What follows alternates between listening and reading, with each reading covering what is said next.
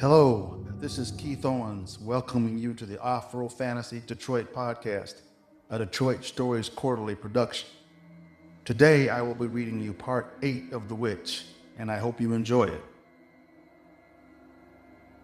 Feeling like maybe she was being laughed at, Donatella snatched her hand away and started to walk down the street in the other direction from the girl with wind chimes in her voice. She could feel the tears trying to force their way through the corners of her eyes once again, but she denied their efforts. Already she knew the weakness of tears, and there could be no weakness in her from this day forward. Wait. Donatella didn't wait, nor did she look back. However, she did hear the rapid approach of footsteps gaining on her before she felt the light squeeze of fingers on her shoulder, and she slowed her escape. Girl, I'm sorry. I didn't mean, look, can we just start over? I didn't mean to say nothing to hurt you or nothing like that. I just want to be your friend. I know your name ain't okay. That ain't nobody's name. Donatella slowed her pace further until she came to a complete stop near the end of the block. The girl's hand was still on her shoulder, light as a butterfly. As Donatella closed her eyes tight and lowered her head, her small shoulders slumped. I don't know where I'm going, she said, her voice barely a whisper. Maura nodded, her head tilted a bit to the side. Where is it you coming from? Wait, you coming from that window with all that yelling and screaming, aren't you? Donatella nodded. And I ain't going back, she said, this time her voice noticeably stronger. Maura's hand squeezed tighter, but not as a threat. Nobody said anything about going back anywhere, did they? All I said was I want to be your friend. Can we be friends? Why you want to be friends with me? You don't even know me.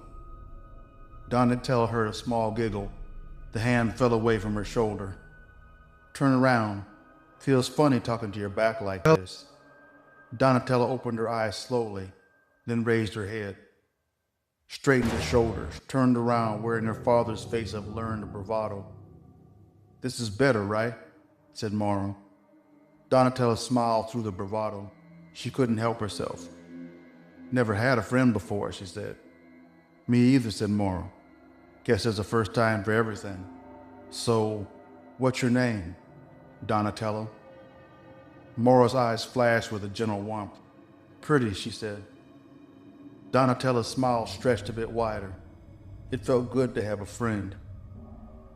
As the two girls stood at the corner, laughing and giggling as if they had known one another for years, two elderly men sat in wooden folding chairs by the front door of the apartment building where Donatella had recently exited with her face streaming tears. They both looked curious, perhaps even a bit scared. The one with the cane and hair like clouds spoke first, his voice full of rust and remembrance. He nodded toward the corner. Ain't that the little girl live with those two crazy-ass folks up there on the third floor? The one still doing all that hollering?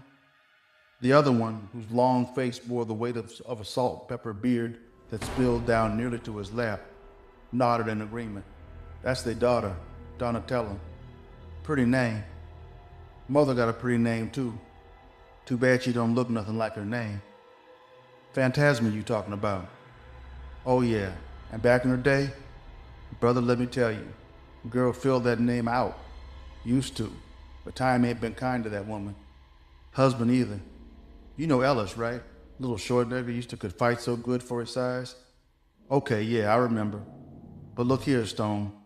Who you figure that girl talking to down there at the end of the block? Donatella. Who it is you think she having such a good time with? Because I don't see nobody else down there except her. And that child way too young to be talking to herself already. Stone squinted at the sight, then reached into his shirt pocket to ease out a pack of Salem Lights. His only brand ever since those long-gone days as a young man known for dressing sharp enough to draw blood.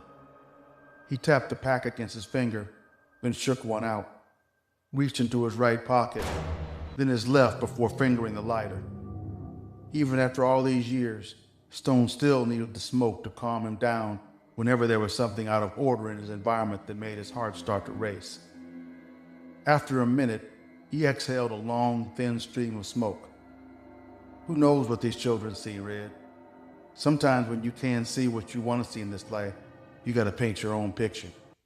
Well, that's it for today. Thanks for joining me, and I hope you enjoyed this reading of The Witch, Part 8. I hope you will join me again next week for Part 9. This is Keith Owens signing off, and remember, you can read the entire story of The Witch from beginning to end at my Substack, Afro Fantasy Detroit, which is a Detroit Stories Quarterly production. Feel free to visit our Detroit Stories Quarterly website at DetroitStoriesQuarterly.com, where you can catch up on all of our Detroit Stories Quarterly magazine issues. See you next week.